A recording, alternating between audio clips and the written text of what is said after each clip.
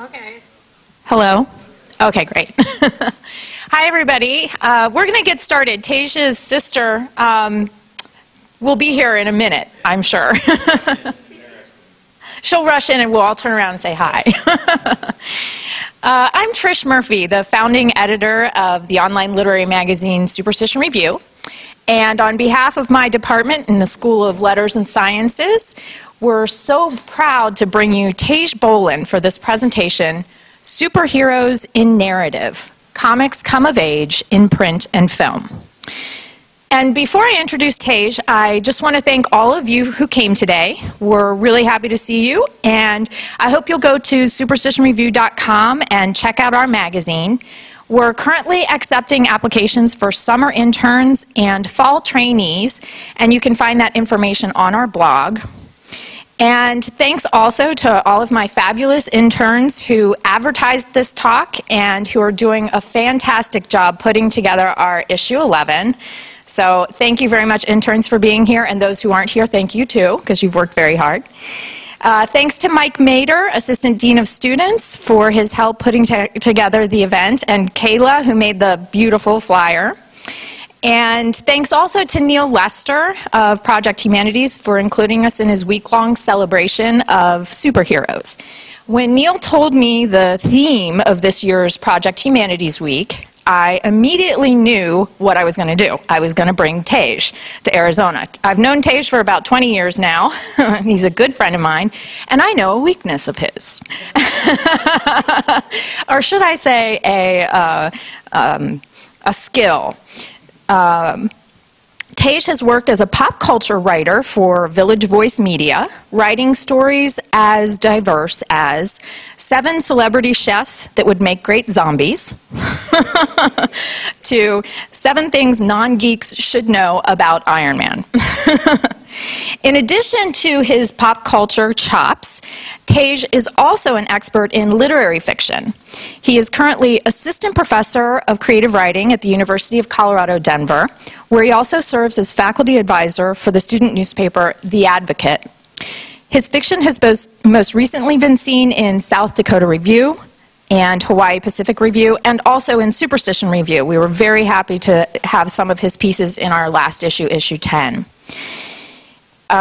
His first novel, The Pull of the Earth, won the Colorado Book Award for fiction, and he's currently finishing up a college survival guide called Snarktastic, a second novel, and a collection of flash fiction and photography. And Teague, thank you so much for making the trek down from Colorado. I want to give you this Superstition Review coffee mug. Thank you so much.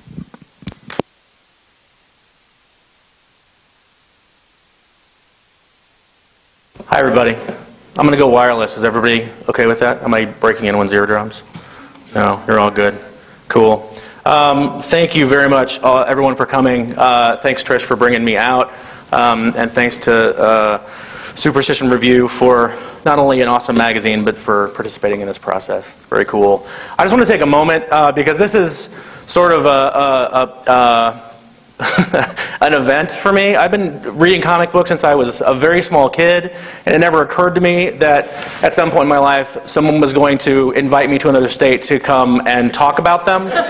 So I just want us all to respect the moment just for a minute, because this is, yeah, everybody take a breath. It's good. It's a good day. So I want to talk mainly about narrative today in terms of the comic books, and you'll have to bear with me because I'm with the PowerPoint. I'm going to do my best with the clicker and the technology available to me, but this should work great. Narrative in comic books is paramount, I would argue. That's going to be like the central thesis. It's an artistic medium, and it depends on the drawing and the amazing and active art of the medium to really work. But narrative story is absolutely paramount in the medium. And I think that one of the things that I actually discovered in putting this talk together is just how paramount it's become. It's the rise and the fall of the comic book as a medium is actually pretty closely tied to how good the stories are. in that medium. And so that's one of the things that I want to trace with you today, is to go back to the very beginning of this medium and go through and show you where stories were advancing, how story was advancing, and where narrative really started to break down, where narrative really started to become either scarce or in some way really just not good.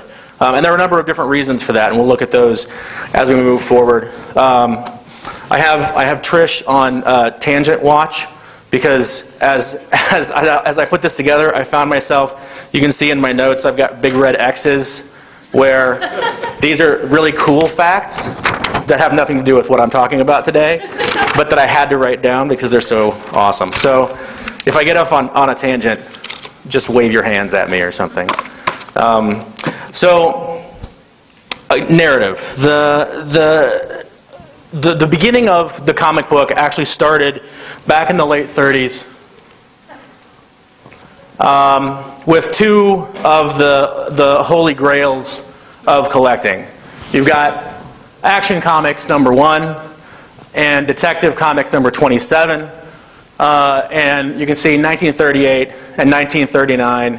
This is really where the medium began, essentially.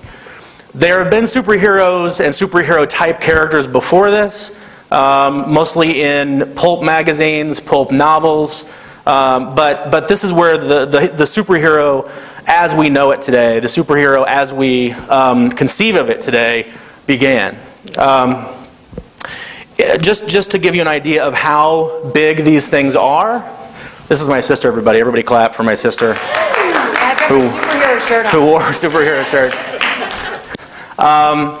So just to give you an idea of how important these are to narrative today, this comic book right here sold for over $2 million in 2011 for one comic book. That's insane. Even for me, who wants that comic book very badly, that's crazy. But it shows how important these things have become, this medium has become, not only in terms of collectability, which is a big part of it, but also in terms of how important they are to modern culture. One of the things that I think is amazing for comic books as they move forward, as it moves forward, and as we develop away from some of these negatives that we'll talk about today in the medium, is that they really are a uniquely American art form. We invented this. We as a nation invented this medium by and large. We've definitely, as Americans, been at the forefront of its development, its rise, its fall, several times. All right, a couple of things about the early superhero as a figure. The early superhero as a figure was not what we think it was. We have this romanticized vision of Superman, for example, as this sort of very, very strong sort of Boy Scout character. He's always doing the right thing because it's the right thing to do. A kind of goody two-shoes character. This is an early strip in one of the early comic books where Superman honestly just goes crazy. He gets very angry. Superman got very angry a lot in the early days. Most of the comic books in the early Action Comics days were Superman going nuts. And he would see something that was to him insufferable, like poverty in the example behind me. This is Superman's reaction to poverty. He destroys everyone's houses. He's angry because people are living in the slums, and so in response to that, he destroys the slums, just by hand. He goes through and destroys everything. And then you can see in that panel, he says, so the government rebuilds destroyed areas with modern cheap rental apartments. Yay. So I'm going to destroy everything. And that's so Superman's sort of dumb early on. He's a little simple, but he has America's best interest at heart. He does get very angry. In another strip, he gets angry because a friend of his is killed by a drunk driver. And so he goes out and starts destroying cars. Literally just goes out, he goes to car dealerships, destroys the cars there. He just gets very angry. And eventually someone says, hey, Superman, calm down. and he does. But that's the golden age, which is what this period is called, the golden age of the medium. A lot of these characters were very, very violent, very angry. They were very irrational at times. All right.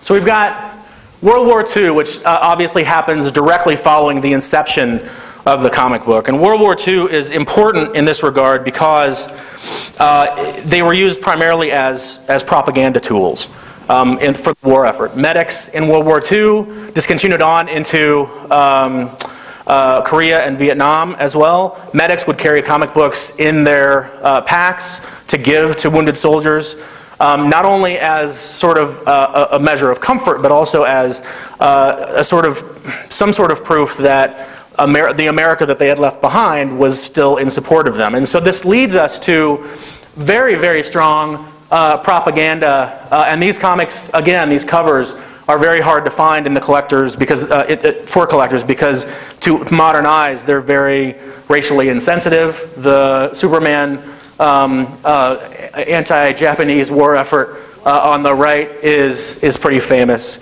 This was propaganda. This was war propaganda. And comic books embraced that in a huge, huge way. It was one of the ways that they became so popular. There were comic book exceptions to paper drives in World War II because the government recognized that this form of propaganda worked for American sentiment. And so when people were saying recycle everything, recycle everything, recycle everything, one of the exceptions that was often made was for comic books that were pro-war sentiments. So World War II, huge in the comic book arena, and it really cemented this perception in the public eye that comic books were a positive force. Right? This is also, about this same time, is where these superheroes started to get really, really popular in terms of the public eye at large, instead of just a kid-focused audience. This is where the public in general started to really pay attention. The other thing that was indicative of this age, this golden age, was that the power levels were much more down to earth. Superman, for example, we think of Superman as being hugely, hugely powerful. But originally he could not fly. Superman could only leap about 1/8 of a mile. He was strong enough to lift a car or a small truck. That was about the limit of his strength. As fast as a speeding express train, which is about 100 miles an hour, generously. So also invulnerability, he could withstand an exploding anything short of an exploding artillery shell. So, but there were things that could hurt him back in the day. So he was powerful, but not so uber powerful that he could move a planet out of orbit, that he could do all these things that he would do later on in his career when things got crazy. Likewise, the other major heroes of the day, Captain America, who is not yet a Marvel superhero because Marvel didn't exist yet. Captain America is just a guy, really, with a shield. He just sort of goes around punching Nazis. That was his thing. And Batman clearly had no real powers at all early on. He was just a rich guy who had the wherewithal to have a lot of really cool toys and a ward. That was it. That was his superpower. The thing that people remember about the Golden Age, even fans, is that, like I said, there was this darkness inherent in these characters. The narratives showed these characters as somewhat flawed, but more importantly, as angry and justifiably violent. That's key. Justifiable violence was very key to early narrative in superheroes. And so you have these examples of, honestly, just these supposed superhero good guys carrying guns, killing people at random. They were all people that deserved it, I grant you, but it's no longer, it's not what it would become later, which is that heroes have this sort of no-killing rule, right? We've all heard this. And we'll get to this later on. This still exists today, even though we kind of regard it in modern narrative with sort of a wink. So we'll get there before we end today. But a lot of people will say Batman never carried a gun. That's not true. Batman carried lots of guns. Batman had planes with guns mounted on them. Superman, likewise, was pretty violent. Here he's threatening somebody with a gun. threatening to shoot them. And over here, this is one of my favorites, where he's saying, run for your lives if you don't want to be burned to a crisp. But Superman's starting that fire. This is a fire that Superman's starting, and then he's like, oh, run. Very heroic. So some of this makes sense, because some of these characters are holdovers from, like I said, the pulp novels of earlier times. And so these pulp novels would include characters like the Shadow, and Batman early on is very much just a knockoff of the Shadow. Batman's not all that original a character. The Shadow from the radio serials later on, the Shadow would actually survive as a character long after, or far into Batman's inception.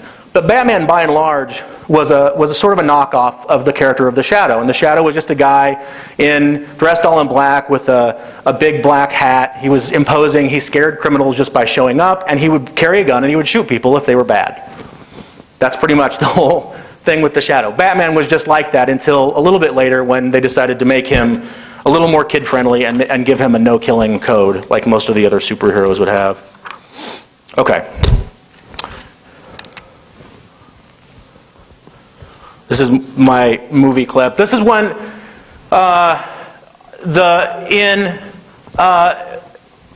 during this period of time, narratives were starting to interact with comic books in a very specific way. And one of my favorite examples of this is from the movie The Third Man by Graham Greene. And this is a movie, an Orson Welles movie. And in this movie, which is replete with zither music and really great shots of Vienna. It's a beautiful movie. If you haven't seen it, you should watch it. Orson Welles plays a character named Harry Lime. Harry Lime is very much this superhero kind of character. He disappears seemingly at will. He's always just skulking around here and there. He's very much like Batman. He's the villain of the piece, but he's also very Batman-like. He disappears. He's got a bunch of money. He's got a ton of friends. He's got a lot of contacts that help him out. Well, let me just play this bit, and then we'll kind of explain what. I don't know how to. Nope.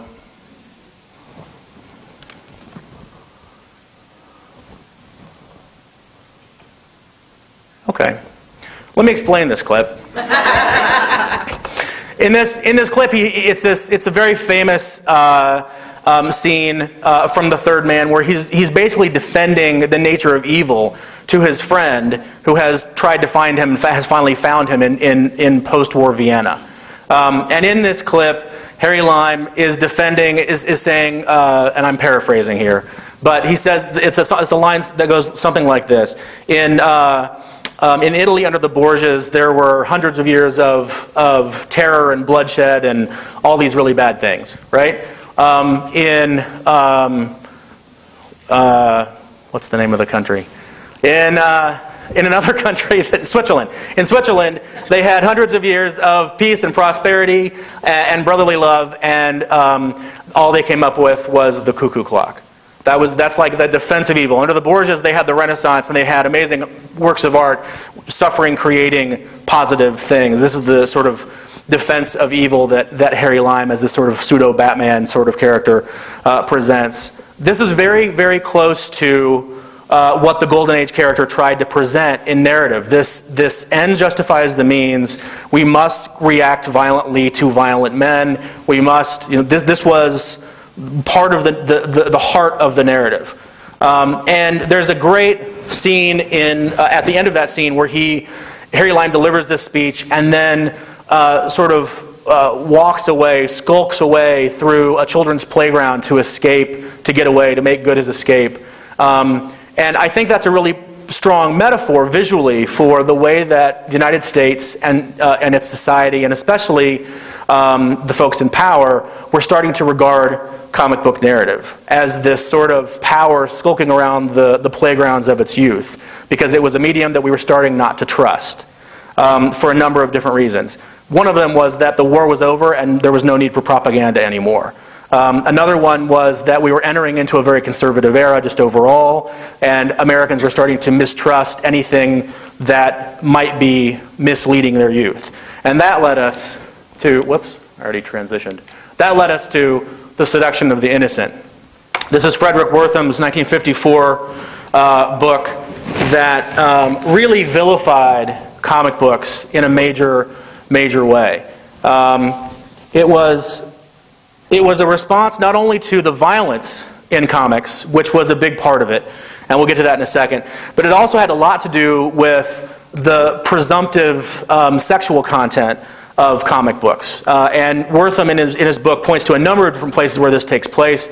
In terms of superhero relationships, he specifically talks about Batman and Robin having a pseudo-homosexual relationship, which is absolutely not in the comics at all, but that was the accusation, and that actually has cropped up. That's survived. That accusation has survived throughout the decades since. It comes back up as sort of, it's more of a joke now. Back then it was not a joke at all. He also talked at length about Wonder Woman being a kind of pseudo-bondage character, which was actually, that was totally true. That was just true. The guy who invented Wonder Woman was totally into that. So that was a fair cop. But the rest of it, not so much. And The Seduction of the Innocent as a book really started to vilify comic books as a medium. This is the first gigantic blow to the medium, where narrative was really starting to ramp up and really starting to really reflect the larger culture in movies like The Third Man, for example, and play with that idea of the hero in media. This is where it all just gets stopped cold, right? It really stops when the U.S. Senate has their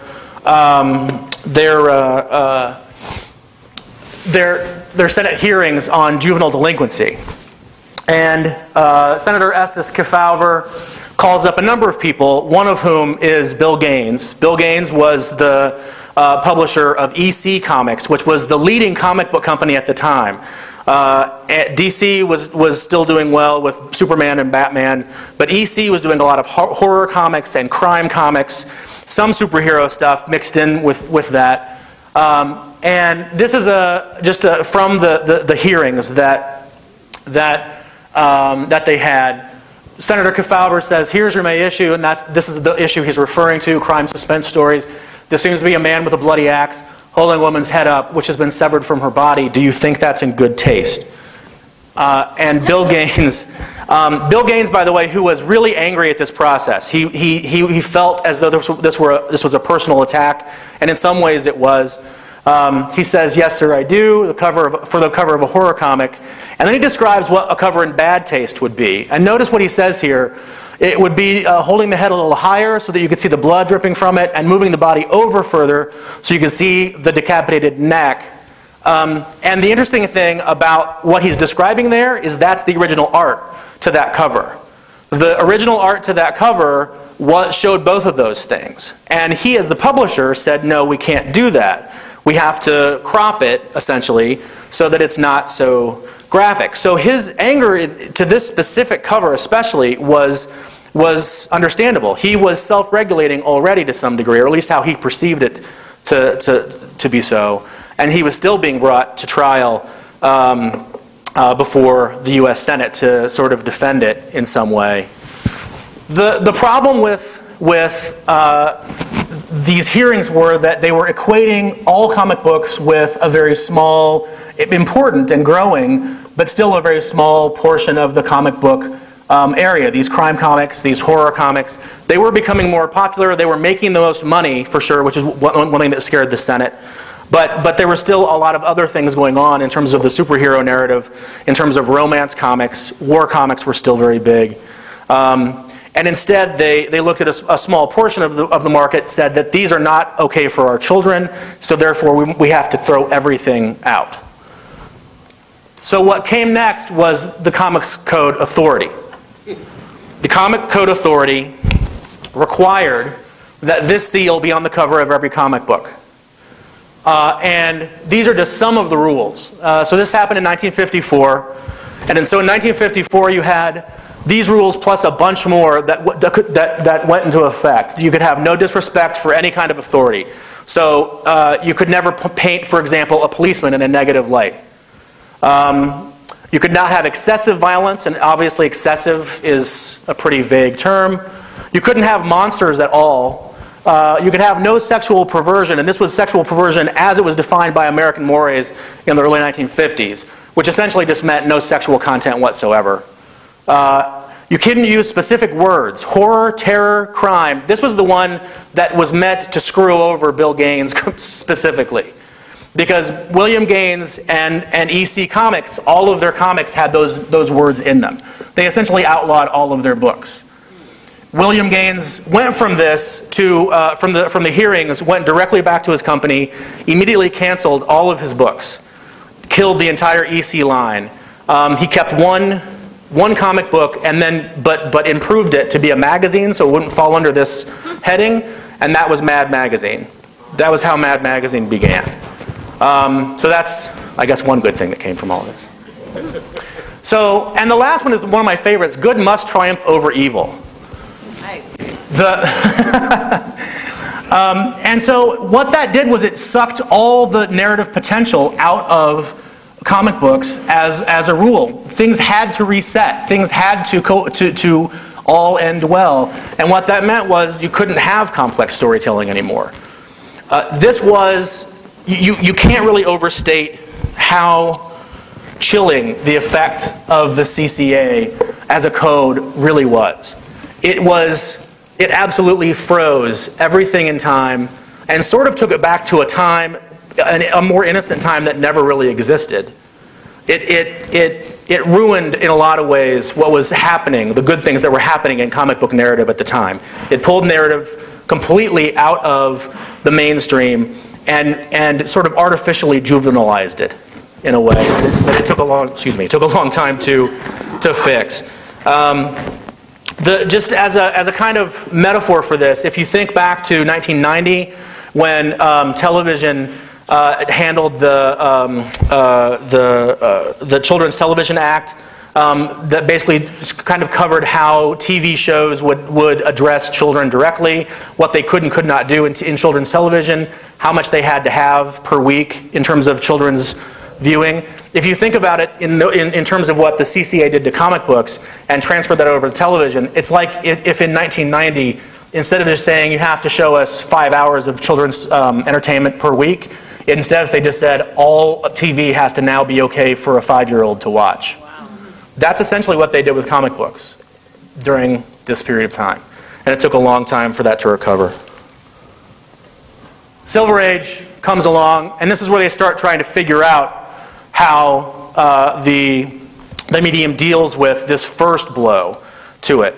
The first couple of comic books in the Silver Age, Showcase number 4, The Flash comes back. Later on in the Silver Age, we get the Marvel Revolution, where Marvel Comics comes out and really discovers a new way to create complex storylines. In the early Silver Age, the reaction to the Comic Code Authority was to make everything sort of, like I said, juvenilized.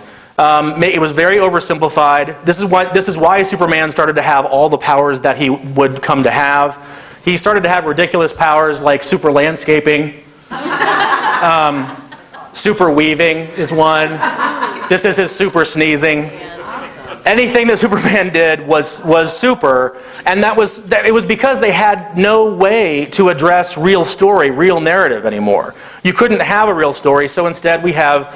This is why most of Superman's adventures in the early Silver Age are him trying to protect his identity from being discovered by Lois Lane or Jimmy Olsen.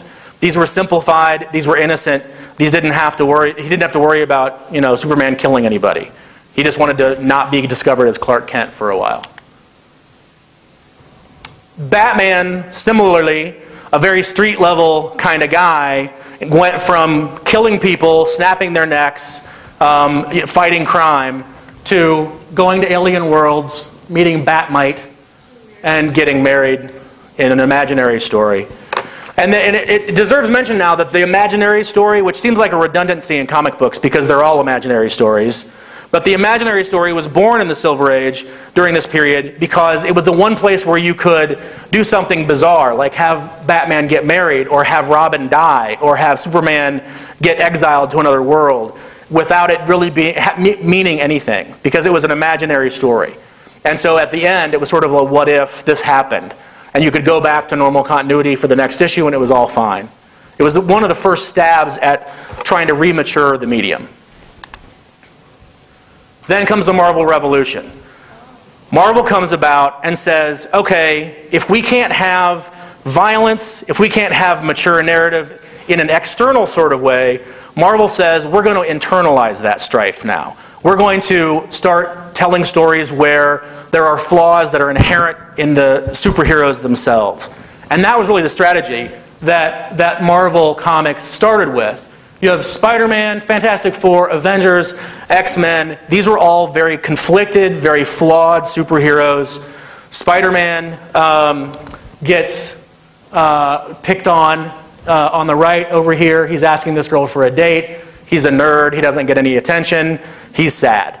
And in this way, this internal conflict is something that readers could narratively connect with. It was a problem that wasn't banned by the Comics Code Authority. It was a problem that superheroes in this new narrative could have and be not only dramatic, so there was dramatic potential again in the narrative, but also as a side benefit, a big one I would argue, they were more sympathetic to audiences because they were more like us. So Spider-Man is a geek who can't get a date. Hulk and Thor and Iron Man are these superpowered guys who go around bickering with each other and starting fights with one another like they're on a playground. The Thing on top there is ashamed of the way he looks. It keeps going on and on like this. Daredevil, superhero Daredevil is blind and has those challenges. There were a ton of different examples of how these characters in Marvel specifically were allowed to be more emotionally complex. This is the beginnings of how comics are making their way out of that CCA. This was a video, but it's not working, so that's just a nice black box right now. What this was a clip from the Batman TV show, but DC's reaction to Marvel's greater complexity was to re-embrace the campiness of the medium at first. So they allowed ABC television to start the Batman TV show. You know, the no, that. I'll be my own clip now. So the Batman TV show came about as a direct response to Marvel's greater complexity. DC allowed themselves to be sort of made more innocent on television, and that again was a big blow in terms of the public image of superheroes, that they were campy and they were goofy and they were not serious. It took a long time for the public to get over that perception as well. And it was only really into the Bronze Age when TV shows like The Hulk and Wonder Woman were a little bit more realistic at least and started to dispel some of that. The other thing that DC, when they saw that the camp wasn't working, they tried to go more modern with one of their major characters Wonder Woman, and really just sort of messed her up as well. DC was struggling a lot in this era to try to figure out where they were going to stand in this new narrative scheme. The narrative effect of the Silver Age was that it was starting to reflect a growing sentiment in modern culture that that fantasy could borrow from reality and be taken seriously in some really important ways. The Lord of the Rings series, for example, even though it was written before, didn't really take on serious literary cred until the mid-60s.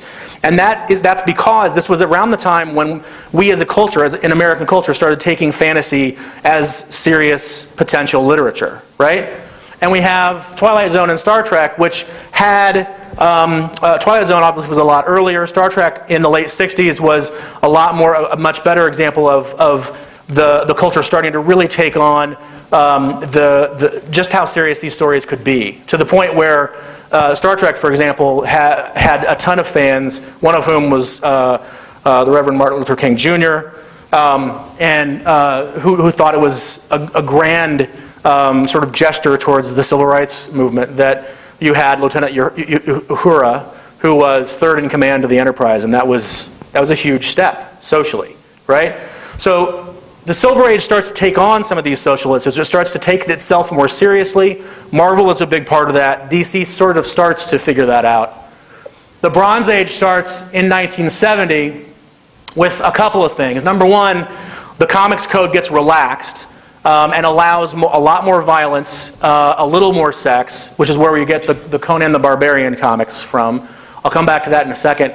It also relaxes its stance on monsters, which allows DC to start its horror line up again. And this is the first issue of Swamp Thing coming in, skulking in the background there. This Bronze Age switch in the Comics Code was brought about really because of Marvel's pushing of the boundaries of what was appropriate and what could be done in the Silver Age. So by the time the early 70s comes around, we've got a lot of these old walls starting to come down.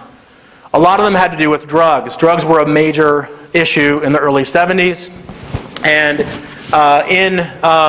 early on in the 70s, we had this issue of Spider-Man. Creator Stan Lee was actually approached by the US government of public safety to do a series of stories about drugs. And he said, at first he said, I can't, they won't let me. The Comics Code Authority won't let me do that. And the government said, don't worry about them, we'll take care of it. And so he just said, he went ahead and did a three-issue series on the perils of drugs. And this series, which you'll notice doesn't have the Comics Code Authority on the cover. They refused to approve it, and Marvel published it anyway, with the promise from the US government that there would be no repercussions. And there weren't. There was nothing actually happened. But this is the first issue. This right here was the first issue to not carry the Comics Code since 1954. Later on, the Green Lantern, Green Arrow series went one step further and not only had a kind of a minor character having a drug problem, but this is Green Arrow's former sidekick, whose name is ironically Speedy, who is a heroin addict in this issue. But these were huge departures. These were directly against what the Comics Code had been only a few years before. This is, again, the medium starting to re-embrace this complexity, this emotional maturity, and to some degree, a measure of the reality in society around it. There's still a lot of fear in the industry, even with Marvel, about what they could get away with. This is from issue 121 of The Amazing Spider-Man. This is the death of Gwen Stacy, which is looked upon as, to some people as really the true end of the Silver Age, when Gwen Stacy, who is Peter Parker, Spider-Man's girlfriend, longtime girlfriend, is killed. The thing that I want to point out here is that Green Goblin pushes her off the bridge, Spider-Man shoots down a web and picks her up, and here you see this little snap right there. That's incredibly important. Later on, Green Goblin, who comes out, from this sort of expository narrative tradition, talks about how he's responsible for killing her. A fall from that height would kill anyone before they struck the ground.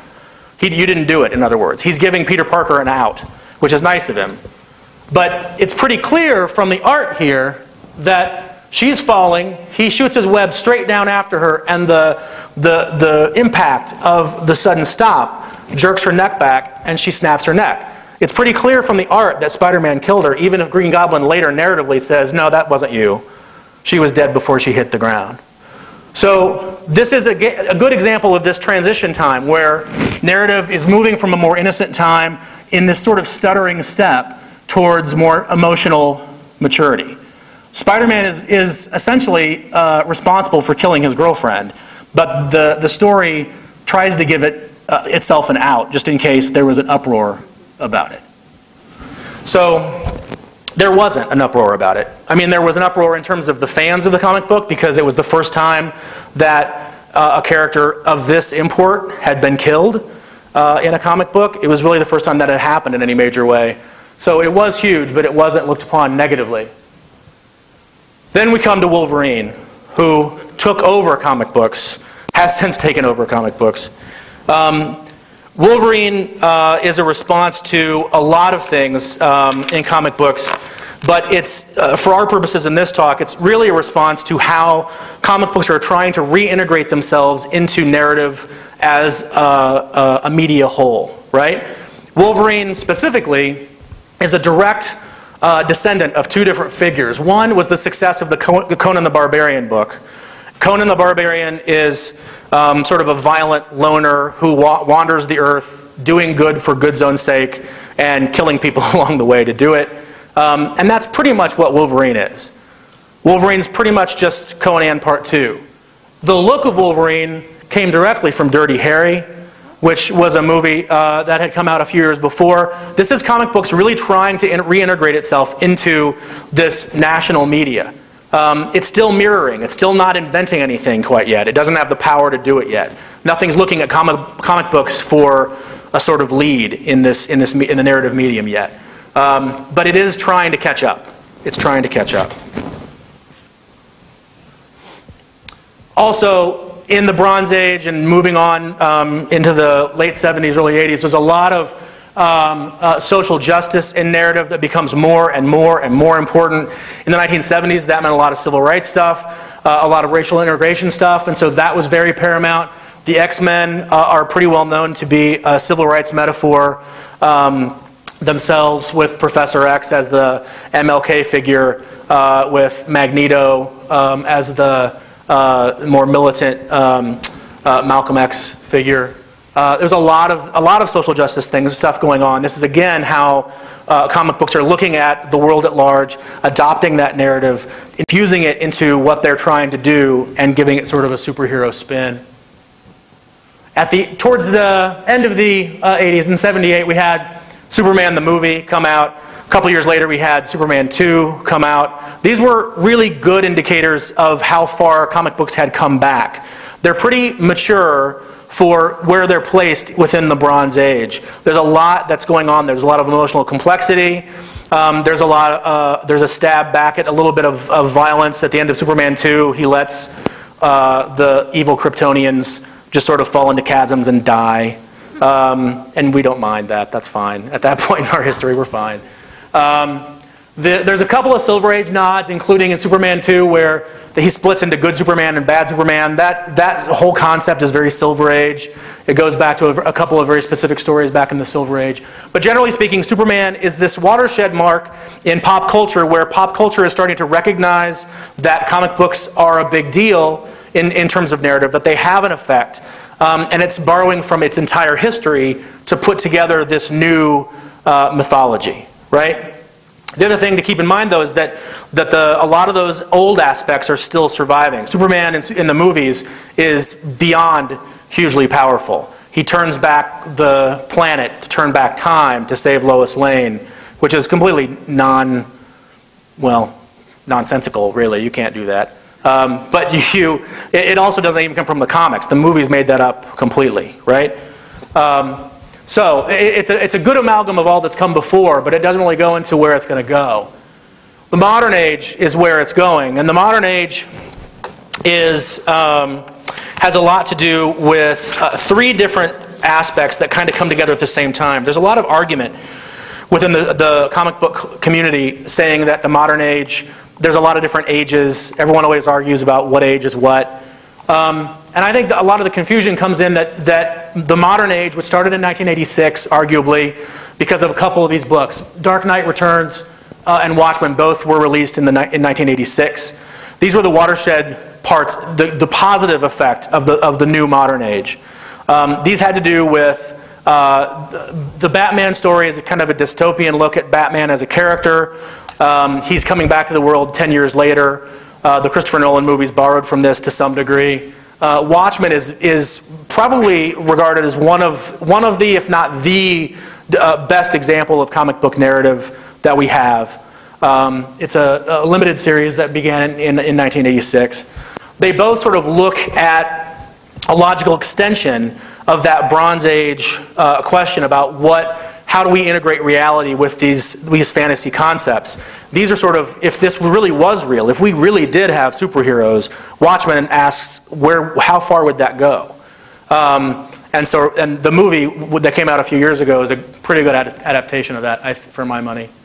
Other positive aspects of the modern age, Sandman, Neil Gaiman's Sandman, fantastic, out of continuity, but amazing. Starman, James Robinson's Starman, also very nostalgic, sort of look back at comic books as they've come along. The modern age is, in comic books and narrative, is actually very postmodern, because it's very much about itself. It's comic books looking back at itself and saying, here's what we were, here's sort of the questions that rise from where this narrative has come from. Okay. That then leads to the Batman movies, which were awesome in a number of ways, but specifically in terms of narrative, it was amazing, I think, to me and to a lot of other fans that they not only were as goofy as they were able to be, but they took themselves seriously at the same time. And that sense of serious goofiness was really indicative of where comic books were at the time, especially, right? It poked fun at itself to some degree, but it was also, I mean, in a lot of ways, really, I mean, if you look at Jack Nicholson's portrayal of the Joker, it's pretty vile. He does a really good job of being an awful human being in that role, which is exactly what he's supposed to be doing. And despite the fact that every fan was like, Michael Keaton can't be Batman because he was Mr. Mom and whoever else, again, that worked. And it had a lot to do with Tim Burton's vision of that and how that darkness integrated with the realism and narrative and superhero narrative. Okay, so that's the good side of the modern era. The bad side of the modern era, this is where narrative really stalls out again. It stalled out first with the CCA and the Code and Wortham's Seduction of the Innocent. Now again, it stalls out in two different ways, and they both have to do with money. In the late 80s and early 90s, a couple of things were starting to brew. The first is speculation. People are starting to realize that comic books are going to be worth money. Remember back at the beginning of the talk when I said that Action Comics #1 sells for over $2 million. That started to become apparent back in the late 80s, that people were starting to pay serious money for old comic books. So people started to buy comic books not because they wanted to read them, but because they wanted to invest in them. That brought about a huge surplus of comics, and that brought out a huge plummet in their value, but also in how good they became. You can't put out that much product and keep up quality control, frankly. Wizard was a magazine in the early 90s forward that just went defunct a couple years ago. It honestly very much involved in the downfall of the comic book in terms of its upswing and marketability. Wizard magazine was all about marketing comic books. It wasn't about actually respecting them for the form, ultimately. So the speculation boom was one problem. The other problem was Image Comics. In 1992, a bunch of artists defected from Marvel because they wanted to own their own characters. Rob Liefeld and Todd McFarlane were two of them. These are the books that they put out under the new Image banner. They started a new company under themselves so they could own their own product. That sounds fine.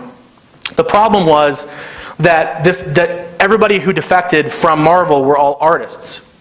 They weren't writers. And so all these guys thought they could write a story because they knew how to draw well. And that's not the case at all. So we have this Image era that's full of really beautifully drawn, completely empty stories. And people bought them en masse for a long, long time, far longer than any of us should have. Spawn #1, excuse me, for example, sold millions of copies. It is by far, I think the official number is like 1.7 million copies. At that number, it is by far the most widely printed comic book from an independent company like Image, still to this day. The problem is that at the same time, people were buying those sometimes 10 or 20 at a time because they were convinced that in a couple years this is going to be worth hundreds of dollars, if not thousands of dollars, and they would clean up. And now you can find that comic for like $1. A lot of places. They're just not worth very much. But it all has to do with these two new parts of the modern age, the speculation and the sort of artist as superstar, as exemplified by Image Comics, where, again, narrative took a back seat. Story isn't as important. It's all about the art, it's all about the money, and story sort of falls away. This was a huge setback to narrative comics until what I'm calling the comic book renaissance, which started in 2001 with September 11th. The response to September 11th, 2001 was huge in comic books. And it did one really amazing thing which was to sort of make heroism for heroism's sake cool again. Patriotism also, huge upswing, American patriotism. And so you have a character like Captain America who was very much a nobody throughout the 80s and 90s. He was around, but he wasn't popular. Nobody cared about him. He was kind of a joke. He was very often made fun of by other characters in the stories because he was sort of archaic and patriotism was sort of funny.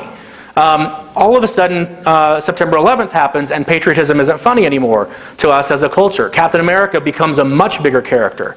And we still see the after effects of that today. Captain America is as big as he is as a character now, directly heading back to that date. Along the same lines, you also had Spider-Man the movie come out. This was, again, just like Superman the movie, just like Batman, Spider-Man comes out, and it is a huge watershed in how the public perceives comic book narrative. It's no longer just funny, easily dismissed stuff. It's actually serious stuff, and it's it's a story that they could go to the movies and enjoy themselves. It's not just kid stuff. It's not just, you know. The interesting thing about this specific Spider-Man, by the way, is this is the recalled poster because you can see the Twin Towers reflected in his eye. And they recalled this poster because this poster came out about a month or two before the disasters, the end of that summer of 2001. See, it says coming 2002 at the bottom. So they recalled that. There was a scene originally in it where he strings a web between the Twin Towers. That was more evidently the Twin Towers in the original cut. So again, 9/11 has a huge impact on it. And moving forward, story becomes even more paramount. Once again, we kind of leave the image era behind and we're moving into this new era of narrative where story starts to really make a difference. And you can see the after effects in every company. This isn't just Marvel and DC. Even Image, which are the two on the right here, start to really embrace the importance of narrative. So story comes back full force. You've got Ultimate Spider-Man, the Civil War miniseries, Brian Bendis' Daredevil, Ed Brubaker's Captain America, Grant Morrison's Batman, so on and so forth. And then Walking Dead, which is one of the biggest success stories in comic books in the last few years, at least, in terms of how massively popular that TV series continues to be. And that began as an Image comic. And it was one of the first Image comics, along with Astro City, which is really good too, that really re-embraced story. They were saying, okay, enough of this nothing but art stuff. Okay, this was my last awesome clip, but this was a really quick one, and it was from Christopher Nolan's Batman, and it really. I chose it because I wanted to show how, even in modern narrative, we're still kind of hearkening back to this code authority era that didn't actually exist. So Batman, in the third Batman movie, is fighting alongside Catwoman, and he roundhouse kicks a gun out of her hands to stop her from shooting one of the bad guys that they're in the middle of pummeling, because pummeling is better than shooting. And so... and he says to her, no guns, no killing, right? And then she says, what's the fun in that? Because she's the anti-hero. So, but then, as the movie progresses, you could actually make a body, I didn't do this, but it'd be fun to do. Watch the movie and have a running count of how many people Batman is at least indirectly responsible for killing.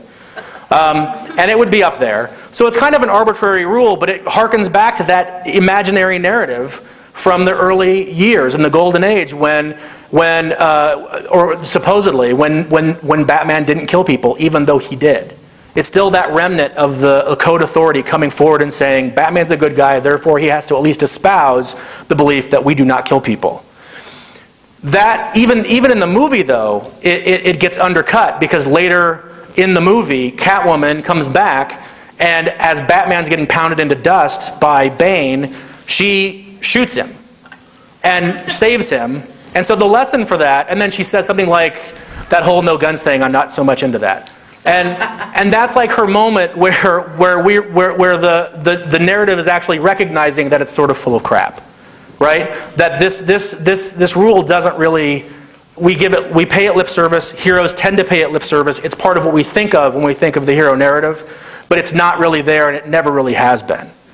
The by any means necessary rule has been there from the very beginning. We pretended for a long time that it wasn't. And that's one of the ways that narrative has progressed. It's a lot of talking about one black box, but... so then comic narrative all of a sudden explodes in this sort of what I'm calling the Renaissance in a bunch of different ways. And the interesting thing about this is that now comic books are starting to show up in other sources. Comic books are no longer mirroring pop culture. Pop culture is starting to mirror comic books. That's a huge switch, and it's never really happened before. There have been a few times, like with a few TV series, the Batman series, Hulk in the 70s, Wonder Woman in the 70s, so on and so forth, where they've borrowed from that to some degree. But really, we're in an era where comic books are important in the overall narrative of culture like never before. The fact that a book about comic books could win the Pulitzer Prize for Michael Chabon is astounding. The fact that we watch films, the biggest films, the most money-making films in recent years have all been comic book movies. The fact that, and then you look at a movie like The Cabin in the Woods, Joss Whedon's The Cabin in the Woods, and this is sort of a deconstruction. That movie is a deconstruction of all the horror tropes that came out of those comic books in the 50s and forward, and puts them all to this deconstructive use and sort of says, here's all of our stories, here's all the stuff we've come up with, and creates this new narrative from it. It's pretty exciting stuff. It's amazing that we've gone from being absolutely inconsequential to being absolutely vilified, this is as a medium, to being artificially juvenilized, and then slowly crawling out of that narrative hole bit by bit by bit. And finally, I think we're at the point where it's all starting to start taking itself more seriously. And in the end, the comic narrative grows up, and we see this new sort of re-embracing of where it began, this sort of dark Superman that people are starting to talk about for Man of Steel, which is coming out this next year. Everyone's talking about how this might be dark, this could be, is this Superman? And I think it absolutely is Superman. Superman started by starting fires and then saying, run away. This is sort of going back to its roots, but it's also a really strong embracing of narrative and understanding that we can have complex emotional ties to these superhero narratives, and that it really isn't just kid stuff anymore. That's all I got. That's beautiful. We're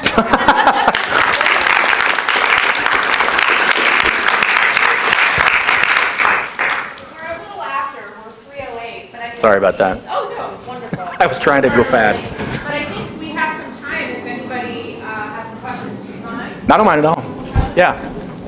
Okay, well, I just have a quick question. Yeah. What is one of your favorite comic book series? Oh, wow. I have so many. Well, I was talking with Nick earlier, and I have complete runs of both Amazing Spider-Man and Avengers from the very beginning, because I love them so much. I'm very much a Marvel guy, because that was just the era that I grew up in. DC was not as mature, not that I was mature, because I was 6, but still. Yeah, so I mean, I love those very much. And I still love rereading some of those classic arcs. Those are some of my favorites for sure. Yes? So you talked about the adaptation of comic books in movie media and TV media. What about TV media adapting to comic book format when you see like Buffy and Firefly and all of Joss Whedon's stuff? Yeah, that's a really good question. I think that was sort of the beginning of that maturation process where it was, it wasn't anything new. We've had TV adaptations in comic books for a long time. You can look back in the 60s and there were Lost in Space comics, and there were Green Hornet comics before that, and there were, a lot of these were they shared that media to some degree, but they were always sort of juvenilized. Those you're talking about, especially the Buffy comics, were purposefully they took themselves very seriously. They really worked to be complex emotional narratives in a sense that was of literary import to some degree. Joss Whedon is, he's one of those guys that all comic book geeks sort of want to be. Yeah. So, I mean, and those are the guys who, the exciting thing for me about the industry right now is it's kind of full of those guys who grew up with this respect for the medium, in a sense, and who now are creating stuff of their own and can bring that to the table, right? These weren't people that were brought up on this more innocent time where comic books were silly. These were guys who were brought up when comic books were doing edgy stuff. When, I mean, one of them, this is sort of ancillary to the comic book thing, but you know, with J.J. Abrams doing the new Star Wars movie, the fact that Abrams and guys like him all point to The Empire Strikes Back, which is far more complex a narrative, as source material, as inspiration, leads me to hope that it's not going to suck.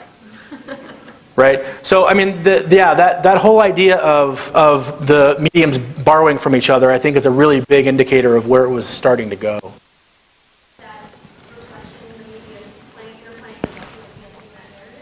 I think so. I mean, there are things that each narrative can do better than the other, and so all that it's sort of that additive experience.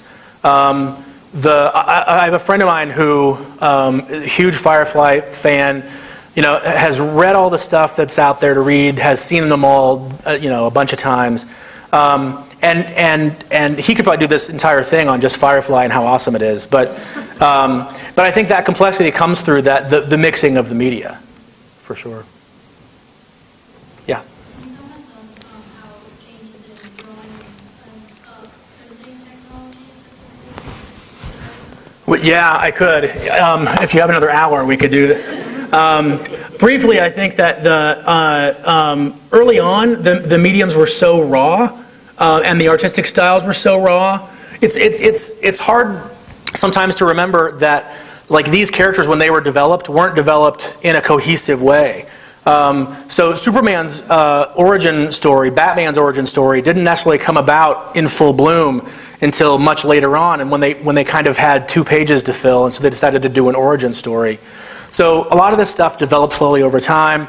The artistic styles, I think, really reflect over time how the sort of the maturing of the narratives as well, because I think arguably you have like a Kirby effect back in the 60s and 70s, which is very like active and very dynamic. I mean, incredible style, but today it feels a little more static. We have this sort of image era where it was all pretty, and now we have this sort of combination era now in terms of the art where you have dynamic plus pretty, and that's sort of where we are now. The medium, I think, has made a big difference in terms of how we see comic books as a thing. We went from newsprint, the really cheap newsprint, to now we have glossy stock, and it's incredibly expensive comparatively because of it. So there's been a lot of changes over time that have affected the way we read that medium. But yeah, that's a good question. I'll need a lot more time to answer it fully. So kind of going on with that, do you think, like, for instance, I have on my iPad the Marvel app right now, and you purchase comics in fashion. I mean, do you think that's really going to take hold like it has with ebooks, or do you think people are still going to keep... I really hope. I don't know. I'm all for the medium. I'm all for the medium existing no matter in what form. Right. But at the same time, if there comes a day when they no longer print them in the real world, I'll be very sad. And honestly, I think I, as a collector, will use that as a jumping off point for the first time ever in my entire life, where I've always ignored the jumping off points in terms of collecting. But I think at that point, I might kind of keep an eye on, like, what's Spider-Man doing now, but I won't collect them anymore. Right. Because there's no thing. There's not, yeah. You know, yeah, there's nothing that I can put in a bag and go and visit once in a while. So, I think I have really mixed feelings about sort of all of it going electronic. I'm not sure at all that it won't happen, though. I'm afraid that it will.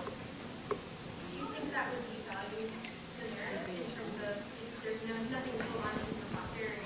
Does that change? I think if it goes that direction, my guess is that we won't have continuity at all anymore, and we'll go back to a model that's a lot more like small, limited series arcs. And that will be out of continuity. I think the actual living continuity of the comic book at that point may die. That's just my guess. Is that's what they're doing? They're small arcs. They don't sell. Like, yeah, even in the regular series, that's what they're doing now. Yeah, because they want to put them into, they want 6-issue series so they can put this into a trade paperback, sell that, and then, yeah. I think that's sort of the way it's going, which again is kind of sad, because continuity is one of the ways that people get hooked in. And if there's no reason to follow the continuity, there's not going to be as much of a reason to keep buying the things. Where you could find a serialized way to do that. In other words, you could do a longer narrative that takes lots of, for lack of a better term, installments. Yeah. And just dispense them out in sort of Pez-like fashion. And, Yeah. But I know what you mean, because that's what I do with music now. So I used to look forward to the album. Right. You know, you'd have the album, Right, and, the actual work. Yeah, and you'd hear it in the order of the songs, and then it's very... And there's a lot of... song, and then I'll buy that song. Well, I it's rarely the same thing with me with CDs. Like, Right, I used to have a ton of CDs. I can't. Yeah, So I bought a CD. and there's a lot of esoterics that you lose in the digitalization of that, because just like with record albums, you used to have, you know, the cover art and the liner notes and the jacket, and there's all these different like modes of communication. Same with CDs, same thing with comic books as a medium. You have the advertisements, and I mean, one of the things that when I was doing pop culture writing, I would go back sometimes to these ads that were ubiquitous in comic books specifically, and like but magazines too in the 70s and 80s, like Hostess fruit pie ads were absolutely, everybody knew exactly what those were, but without the comic book as medium, they wouldn't exist. So if you have a digital form where you don't have advertising anymore, or don't have advertising in the same way, you lose that point of reference culturally, which kind of sucks. I think you're going to lose something no matter what, if it goes fully online. Yes, ma'am.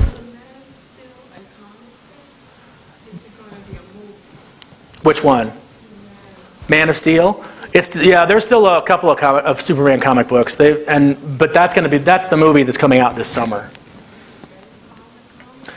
It's sort of based on the comic book. We have yet to see exactly how much the script goes off the comic book. But they're kind of rebooting the series. There was that Superman movie a few years ago, and it had problems, it had issues. And then, and now they're kind of rebooting it. They're starting it over again. So we'll see. I'm hoping it's not terrible. That's always the fan hope. Please let it not be terrible. Can you talk about the video game as a medium? I'm just curious to what extent this has transferred over. I really don't have much knowledge of that. Comic books have they've tried to transfer the comic book narrative over to video games for a long time. I think we're just reaching the point now where the narratives are complex enough to actually hold them.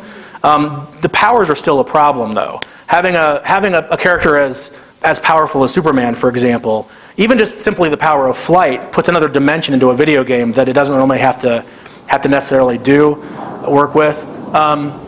So I mean, there's a massive multiplayer online game for DC. There's one coming out for Marvel, I think. The ones that I know most about are sort of my daughters actually play the Lego Batman series. And then in the new one of that, they have all these different DC characters. And it's interesting to see how they portray, because it's kind of cheesy, it's a little funny. They play them for humor. And so Batman's sort of this ridiculously dark, sort of grim, grunting sort of hero. And Superman is this sort of, like I said at the beginning, this Boy Scout sort of doofus who sort of goes in and busts things over and fixes problems by tearing down slums, for example. So the video game response to superhero as narrative, I really think with games like the Red Dead Redemption and these massive storylines in video games, it's really just starting to approach where you could actually play a comic book all the way through.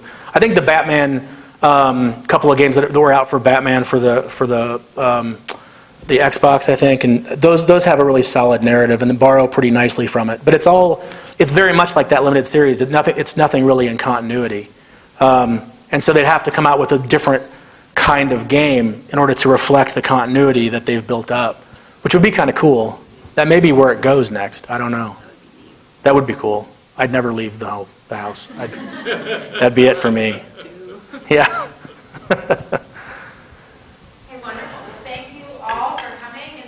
Thank you very much, everybody.